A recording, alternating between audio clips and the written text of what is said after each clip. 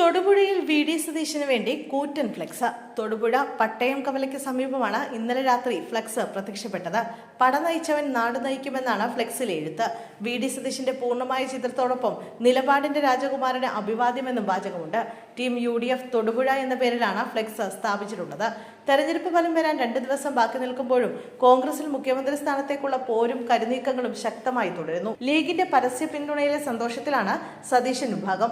അതേസമയം ലീഗ് നിലപാട് പരസ്യമാക്കരുതെന്നാണ് KC വേണുഗോപാൽ പക്ഷത്തിന്റെയും രമേശ് ചെന്നിത്തല വിഭാഗത്തിന്റെയും നിലപാട്.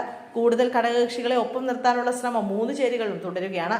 അതേസമയം KC വേണുഗോപാൽ പക്ഷത്തിന്റെ നീക്കങ്ങൾ എന്താകുമെന്ന ആകാംക്ഷയിലാണ് ചെന്നിത്തല പക്ഷവും സതീശൻ പക്ഷവും. ഇതിനിടെ KC വേണുഗോപാലിനെ കുറിച്ചുള്ള ഡോക്യുമെന്ററി ഷൂട്ടിംഗ് നിർത്തിവെച്ചു.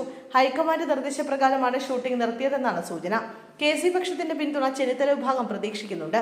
പക്ഷേ കളമൊഴിഞ്ഞിട്ടില്ലെന്നും ഇപ്പോഴും കളത്തിൽ തന്നെ ഉണ്ട് എന്നുമാണ് KC പക്ഷം പറയാതെ പറയുന്നത്.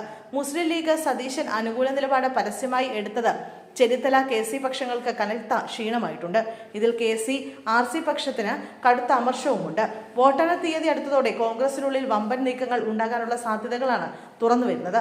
10 വർഷത്തെ ഇടതുപക്ഷ ഭരണത്തിന് തിരിച്ചടി നൽകി കേരളത്തിൽ UDF സർക്കാർ വരുമെന്നാണ് മിക്ക എക്സിറ്റ് പോൾ ഫലങ്ങളും സൂചിപ്പിക്കുന്നത്. ആക്സിസ് മൈ ഇന്ത്യ സർവേ 78-90 സീറ്റുകളാണ് UDFന് പ്രവചിക്കുന്നതെങ്കിൽ പീപ്പിൾസ് പൾസ് 75-85 സീറ്റുകൾ പ്രവചിക്കുന്നു.